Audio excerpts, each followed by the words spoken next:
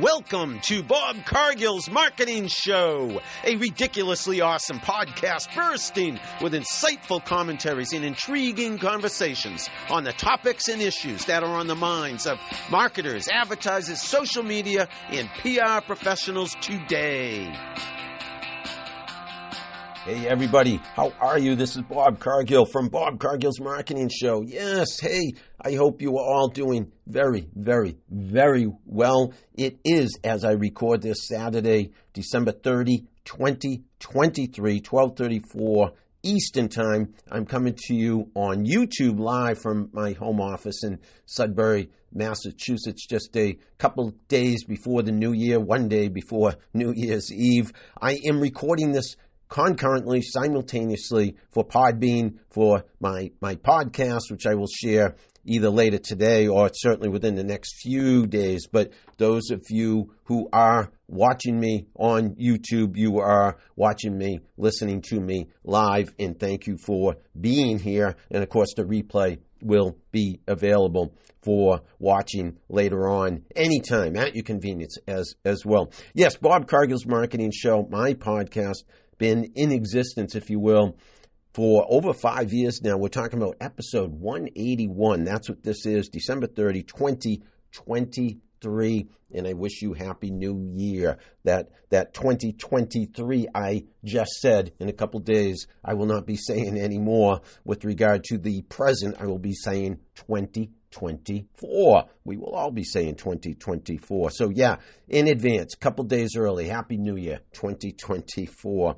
I hope each and every one of you are happy, healthy, safe, and sound. Thanks for listening. Thanks for watching. And I want to ask you, encourage you, invite you to follow me on social media. Not just listen and watch my podcast and hopefully subscribe, but connect with me, please, on LinkedIn, Twitter, Facebook, Instagram, TikTok. Yes, I am on TikTok. I invite you to connect with me, not just because I am interested in having more followers. In fact, let's put it this way, more so am I interested in having more opportunities to help you, and I mean that from my heart. I am always available. Reach out to me anytime. I'm online all the time, and that means, certainly up until the time I go to sleep at night, and when I wake up in the morning, first thing I do is check out my socials. I will be glad to help you in any way whatsoever, looking for jobs, internships, speaking. I am always interested in speaking opportunities in the classroom, on stage, if you will, at conferences, events, et cetera, but answering questions, any way I can help you, professionally, personally, please don't hesitate to ask. And again, the easiest way to reach me is connecting with me on social, and I will connect back with you on social, and we'll be friends. That's how it works. And most places I'm Bob Cargill. That is how to find me on social in a couple places. My blog, for instance, my website, it's the Bob Cargill. On Twitter, it's the Bob Cargill. But I think pretty much everywhere else, it's Bob Cargill. Hey, that is that. I wanted to put that out there early before I forget. I want to talk a little bit about what I've been doing lately, what I will be doing going into the new year. Then I have a few commentaries I want to make on social media and marketing and advertising, and then we'll wind down. I'm anticipating 15, 20, 25, 30 minutes, I'm guessing max. So yeah, that's a broad span between 15 and 30 minutes, I would say I could be talking during this episode 181 of Bob Cargill's Marketing Show.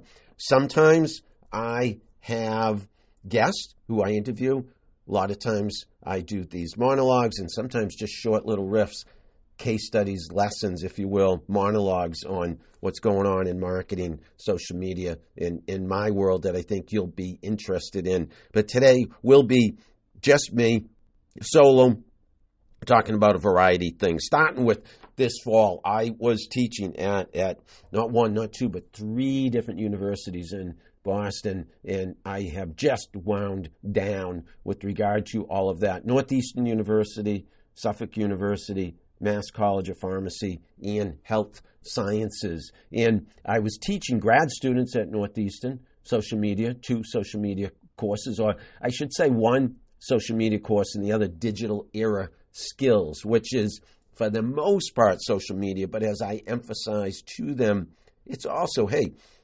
email, hey, texting, any kind of technology that you can and should be using in 2023 and beyond, 2024 starting Monday. That's what we try to cover, review in this course, Digital Era Skills. And ironically, I stress the fundamentals as well. And I mean by that, speaking behind a microphone, so verbal communication skills and written communication skills. Speaking behind a microphone in front of a camera, I'm doing both right now, and writing. So we write blog posts, we create social media content, infographics, video, and it's a lot in a short period of time. That course, Digital Era Skills, is only 6 weeks, but we meet for 2.5 to 3 hours once a week, and lots of assignments in this short period of time, and lots of work, very, very productive, very, very fruitful are the students' efforts with regard to what we do in the classroom and what they do in between classes. That's Digital Era Skills. The other one is social media, and we do everything from an audit. We learn how to do social media audits to a social media campaign, and we talk a lot about personal branding too. That's Northeastern. Mass College of Pharmacy, it's the principles of marketing I teach and enjoy that immensely. Teaching on Longwood Avenue at the heralded, if you ask me, historic Mass College of Pharmacy and Health Sciences campus. I believe it is the second oldest pharmacy school in the country, something like that. Don't quote me, but something like that. It is legendary, historic, and I am so proud to be on the campus when I am on the campus there, as I am all of the schools being on their campuses. It just feels so good to be a professor, to be walking around campus, and especially to be in the classroom. So the other schools, that's MCPHS in Northeast, and then Suffolk, the final school, last but certainly not least. I teach, or did teach this fall, 3 different courses there. I should say 2 different courses, marketing, principles of marketing, and then SBS 101, business foundations. 2 courses, but 2 sections of the SBS 101 course. And I enjoyed that so much. We covered everything from AI, artificial intelligence, to ethics, to operations of a business, to sales and marketing, to accounting and finance. And we had some work we did for a local business, and we had some case studies we did in the classroom, and then competed in one final case study with all the other business foundations classes, and that was so much fun, and so that word again, fruitful, in terms of the outcome, the output, the results, the unbelievable work I saw come from my students, what they produced. I was so impressed, ridiculously awesome. Congrats, props, kudos to all of you students at Suffolk University, as well as my students at Northeastern and MCPH. I love teaching. I've said it before.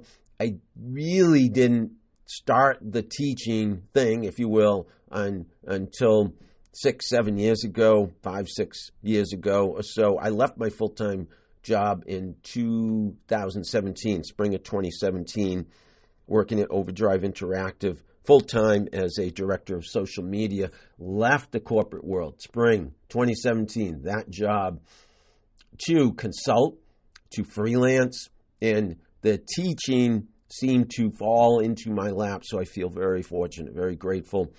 Got the opportunity to teach at MCPHS, the Worcester campus, first, and then Suffolk, and then Northeastern, and combined, all cobbled together, the 3 different schools provide me with almost full-time work during the school year. So grateful I am for those opportunities. And again, I love teaching. I really enjoy the interaction with the students, the feedback I get from them, and the opportunity for me to share and provide knowledge and experience and expertise. I think it's okay for me to not pat myself on the back, if you will, but acknowledge that 35 plus years in business, I do have a degree of expertise that I am happy, more than happy to share with the students for what it's all worth, and it gives me great pleasure. And thank you, students. Thank you, schools that are providing me with these opportunities, because it feels so good to be an adjunct faculty at these 3 different universities. There's that, and yes, I continue to do some client work, some consulting work. Absolutely, do not hesitate to hit me up for any of that. Consulting, public speaking, freelance contract, certainly teaching, certainly guest speaking in the classroom, events, conferences, etc. Always glad to be doing that. Then, of course, is my book, the book, 20 chapters. I'm sorry, 20. It is 20 chapters, 20 jobs, 20 lessons, a long, strange career in marketing from junk mail to social media. 20 chapters, yes, each one covering a different job in my career. And that was published, written over the course of 3 years, published in June of 2022, and I continue to talk about it at gigs, at speaking engagements in the classroom. I've incorporated it into my curriculum at all 3 schools, and there's a lot, I think, to share in there and to learn by reading that book, and also there's some enjoyment I think readers will get from it's a memoir of my career, and I share lessons, 20 lessons, but I also share blog posts that I wrote. Started my blog in 2004, before most people even knew what a blog was. A lot of people still don't know what a blog is.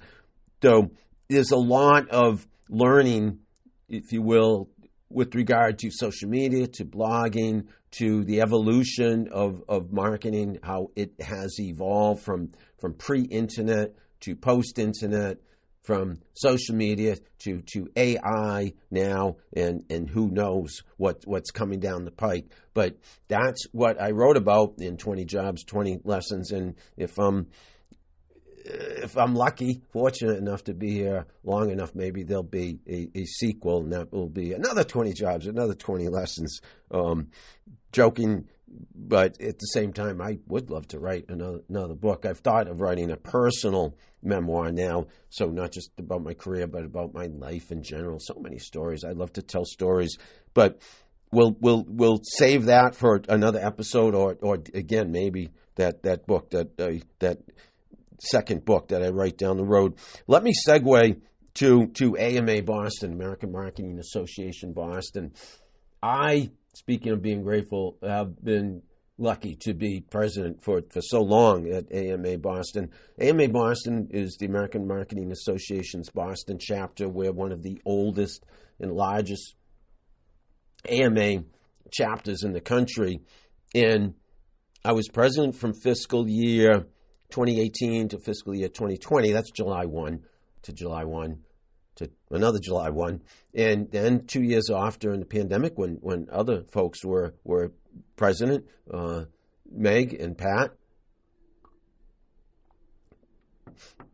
and then president again have I been for a year and a half, and will be another 2 years. So the 2-year term is the max, and so this will be a couple 2-year terms. I will have been in office as president, and again, I'm so grateful for this opportunity to be leading the leaders, heading up the leadership team, and I have such amazing, ridiculously awesome colleagues. I say amazing. That's our a hashtag we some of us commonly use for AMA, and that's hashtag AMAZING. Amazing, amazing colleagues do I have on the board of directors at AMA Boston. But that's been keeping me busy as always. So that I tell people is really like my biggest client. That's besides the teaching, besides my family, there's where I spend a great deal of time. And I enjoy all that time spent going to events. And that's educational, that's networking events, board meetings, most of them virtual, online, Zoom, but some in person. Lots of phone calls, lots of texts, lots of emails, lots of Basecamp, lots of Slack. So these are the different ways we communicate. And another way we communicate is often doing Twitter chats and Twitter spaces. And that's thanks in large part to Brian Hurst, who's our VP of social media. And Brian is an amazing social media practitioner, and we are so fortunate to have him at the helm of our social media. And he works above and beyond making these live events happen. And the other night, I was fortunate just a couple nights ago to be a guest on a Twitter chat, which is in writing. And then, so there's the fundamental communication skills I stress, in addition to all the modern technology, digital era skills. But you got to be able to write, you got to be able to speak, about, be conversant about your areas of expertise in order to go far in any field. But anyways, I digress there with that point. I was fortunate to be his guest, and it was the Twitter chat and the Twitter space. And I'm looking at the questions on my other monitor to my left, and I wanted to go over some of the questions Brian asked me and some of my answers because I thought it would be worthy of sharing on my podcast. And, you know, he asked me some of the highlights of the past year, AMA Boston, and I had to say the biggest highlight, if there was one, there was lots, of course, all our events, all our board meetings, all the new people I have met, being at the helm of AMA Boston, leading the board of directors. But the activities and events we've had with colleges and universities, and I mentioned Suffolk University, Boston College, Clark University, Emerson College, Plymouth State University. There are, were, have been, will be others. But so rewarding, so I think mutually beneficial is it to be involved with these colleges and universities. AMA Boston, we are located obviously here in Boston and surrounding communities, and we know, I think people all over the country, all over the world know how many schools, universities, higher education has such a conspicuous presence in the Boston area. And so we're lucky, AMA in Boston, is to align ourselves, partner, collaborate with all these schools and universities. And I thank the students there, the administrators, the faculty, the people we have engaged with there, and I hope we can continue all of those relationships. It's so awesome, so amazing to work with all of them. Brian also asked a few other questions that I want to bring up. He asked what I thought about trends in social media and predictions for social media, and I couldn't help but mention the humanization, or think about the humanization of brands and real time live content. So this is what I said, any kind of live real-time content in social media could be used. So something I think could be done more by businesses and brands is to go live, like I'm doing right now on YouTube, because that is where the rubber meets the road. That's where you'll gain the most traction in most cases, brands and businesses. Individuals, for personal or professional reasons. People pay attention when you go live. It's sincere, it's heartfelt, it's not easy, it's extemporaneous, it's candid.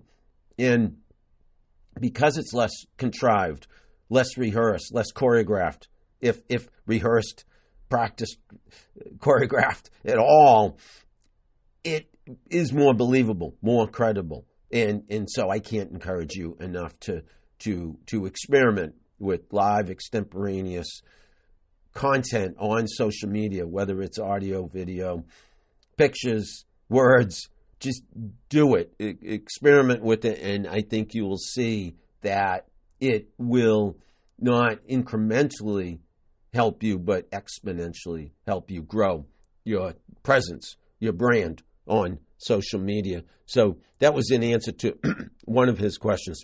And by the way, if you couldn't tell, I've been dealing with an upper respiratory thing for the last few days. I've been continuing to run. You know, most of you know I run almost every day. So probably that hasn't helped. But head cold, congestion, et cetera, a lot of sneezing and blowing my nose. It's so far so good during this episode of the podcast, but you may hear me sniff from time to time. Excuse me for that. Anyways, so yeah, he asked a question, and one of my answers, I'm just looking at the brief written answer I provided, and that was, I thought, and I think, live real-time content could be used on social media by brands and businesses, much more so. And also, he asked me about someone I follow, or I think he asked about brands and businesses, companies that I follow, and I brought up Deion Sanders, an individual. Coach Prime, University of Colorado, Boulder. If you don't know of Deion Sanders, please look him up. And if you're interested in personal branding, and we all should be, me, you, and because that's how you get the word out, that's how you build your own brand, which makes you more valuable to your employer. If you are employed, if you are an employee, certainly that helps make you more successful as a solopreneur, an entrepreneur, an executive, et cetera, an artist, an athlete, whoever you are, whatever you do, personal branding will help in emulating what Coach Prime does on social media. Would be a great start, and probably all you need to do if you were to look at just him and how he does it. Do what he does, and if you can do just 1/1,000th of what he does, it will probably help level up your presence on social media. He has cameras following him. He has a microphone in front of him. He is conspicuous in his presence on social media, is Coach Prime, is Deion Sanders. And for that, the benefits to him in University of Colorado Boulder and the football team that he coaches, the benefits are countless, are immeasurable. He draws a lot of attention to himself and the program which he oversees, the football program which he oversees, and the university itself, and that brings in revenue. And that's because, and I'm not saying anybody can do it, but anybody can try it. And actually, I am saying anybody can do it. Can anybody do it to the extent he does it and be as successful as he is doing it? Maybe not so much, but it's worth trying. And like I say, if you do 1/1,000th of what he does, it probably will help you level up either where you work, okay, you as an employee and your employer's brand itself, or your own business, or your own personal profile. So you might be a student looking for a job. Build your personal brand. You might be an employee looking for a promotion. Build your personal brand. You might be somebody in between jobs. Build your personal brand. You might be a high-ranking business executive. Build your personal brand. A musician, an artist, a dancer, an athlete, a government official, an elected official, a politician. Whoever you are, whatever you do, if you build a personal brand, it probably will, it likely will lead to a stronger presence online, which positively will lead to more attention. And you keep it positive, you keep it beneficial to your audience, help them, educate them, inform them, entertain them, you're going to benefit as a result. It's a win-win. They benefit, you benefit. It's a no-brainer. Personal branding. Yes, Coach Prime is my example. And finally, I want to talk about something that Brian asked about what I think the reason for being positive on social media, the value, that's a better way of putting it, of being positive on social media to me is, and how being positive on social media can benefit you. He asked me, he said, hey, a lot of your content is very motivational, inspirational, something like that. And I said, yeah. And I said, it goes back to what I learned at the beginning of my career about marketing, that people have basic needs, desires. We all want to be liked. We all want to have to be popular, to have people who applaud us, if you will. We all want to be successful. We all want to feel good about ourselves. So think of what I just said. We all want to feel good about ourselves. So a lot of my content, my goal, but it comes from the heart. I've always been like this. Now I just have social media as a platform to share these messages. My goal is to make the people who follow me, who listen to me, who watch me, feel better about themselves. And that's a win-win, because in doing that, I feel better about myself. So there is value to you in being positive to others, and that's mutually beneficial. You benefit, you'll get more attention, positive attention.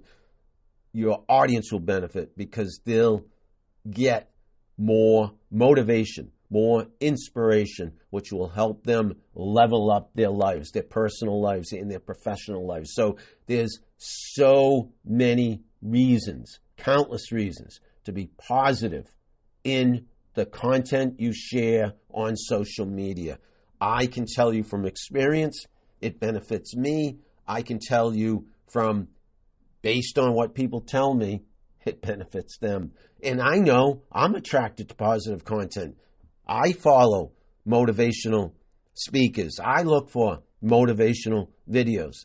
It's a good way to establish a good reputation on social media.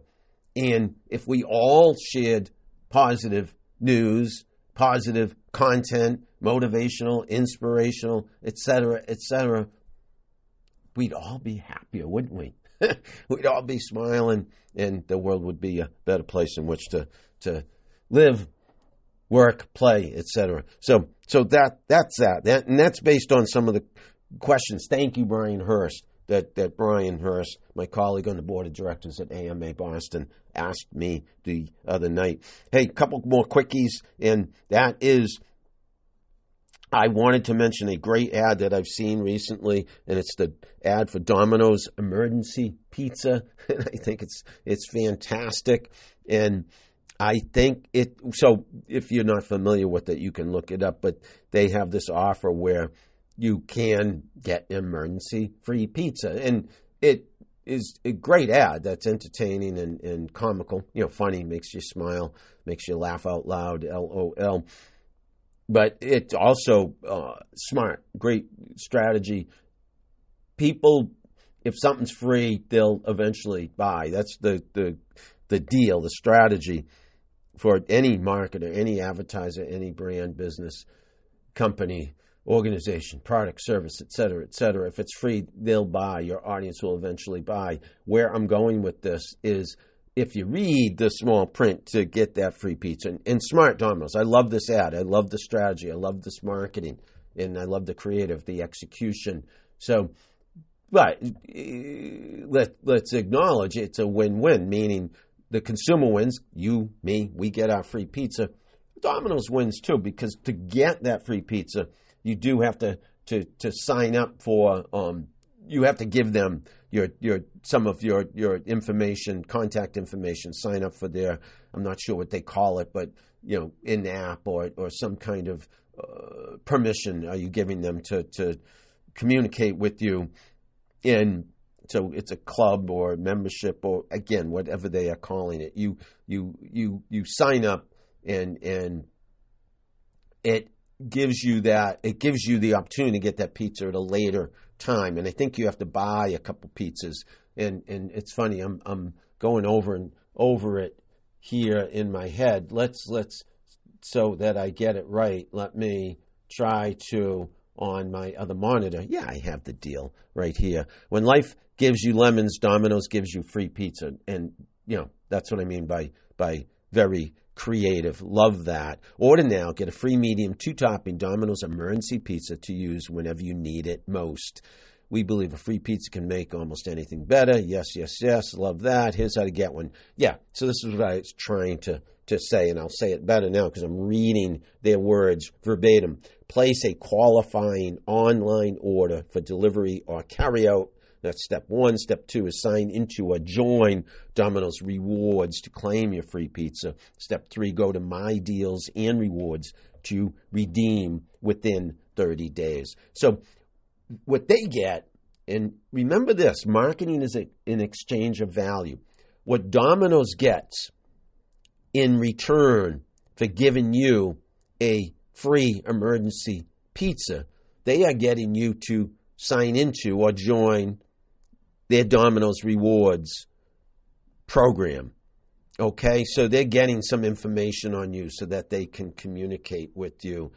Okay, they're getting data. That's the value to them. Obviously, the value to you is that free emergency pizza. It's a win-win. That's how to do ridiculously awesome marketing, Domino's. I applaud you. Yes, yes, yes. Great, amazing, ridiculously awesome marketing. And for the consumer, how could we refuse a free medium 2-topping Domino's emergency pizza? Sounds good to me. Okay? So it's a win-win. That's a great offer. Emergency pizza. When life gives you lemons, Domino's gives you free pizza. Yay! Thank you, Domino's. And congratulations, Domino's, for such a ridiculously awesome marketing campaign. Yes, I applaud you. I will end with one more point about marketing. I will talk about the humanization of brands. That is a video I did the other day and shared on social media, and this is the encapsulation of that video, and that is everyone's predicting trends and tools and technologies that are going to take off with regard to marketing 2024. I say what a lot of us have been saying for a number of years, but I say this is the year it really takes off. It really becomes a realization in actuality, and that is the humanization of brands. And what I mean by that is people putting their face on the brand and realizing they have to be more transparent, more candid than ever, and show their faces and speak on camera, behind a microphone, live. Like I've said already, real-time live content, that's where you gain the most traction. So it's a mutual beneficial thing. And, think of the brands that do this, that have faces on their brands. Elliot Tadelman in the New England area, Jordan's Furniture. He's always on TV and radio. So that's not using social media, but we know him as the face of Jordan's Furniture. That's personalization, humanization. Frank Perdue, remember him? Purdue Chicken. Jim Irsay, owner of the Colts.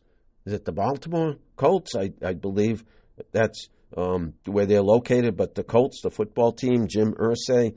Ryan Reynolds with Aviation Gin and I think other products. And he's an actor, and he's certainly front and center. Beats by Dre, Dr. Dre. Megan Thee Stallion, I know she partnered recently with Planet Fitness. Personal branding right there. Selena Gomez and Rare Beauty. Rihanna and Fenty Beauty. I think you get where I'm going here. Whether it's a big name or not, though, does not matter. It's the humanization of brands and businesses. It's putting a face on your brand and a smile on your face. Notice I don't have my braces anymore. I had them for about a year and 8 months. Recently got them off. Yay, yay, yay. Yay, yay, yay. Yes. So I will end with that. My prediction and my recommendation for 2024 with regard to marketing, social media, is humanization. Put yourself out there more. Do not be afraid to experiment. Do not be afraid to take risks. Do not be afraid to do live, real-time content on who knows which channel will work best for you. Try them all. Put it out there. YouTube, TikTok, Instagram, you name the channel, you be on that channel and see where you get the most attention, the most positive attention, the most bang for your buck.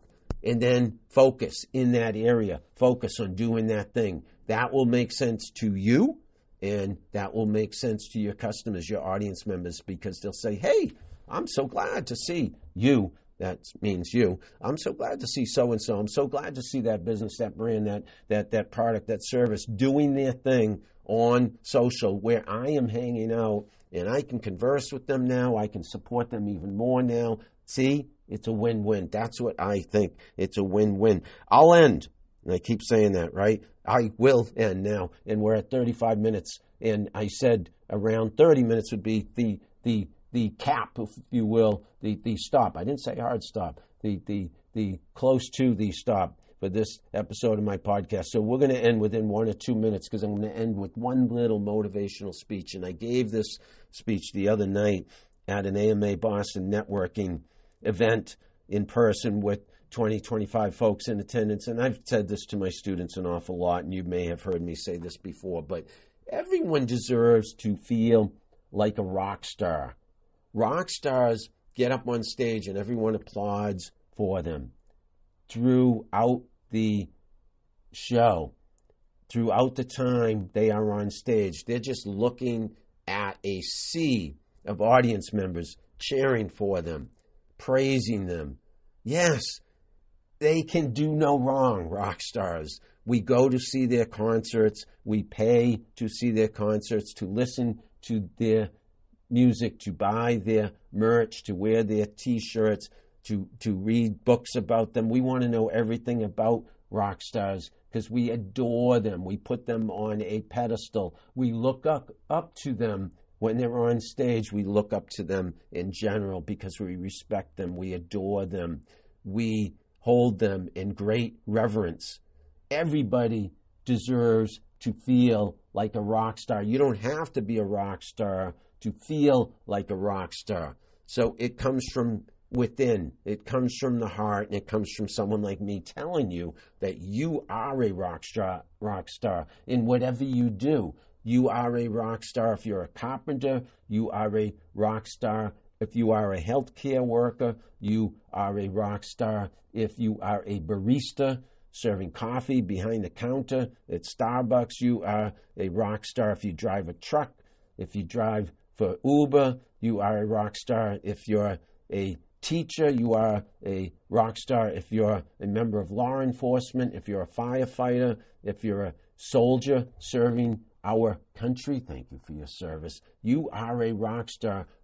Whatever you do, whoever you are, so know that, feel that day in and day out, and then everything you do, you will feel better about doing, and you will, in fact, do it better. That's how rock stars feel. They feel good about themselves day in and day out, especially when they're on stage. So think about when you are doing what you do, whatever it is that you do, and think, I am a rock star, and my audience looks up to me.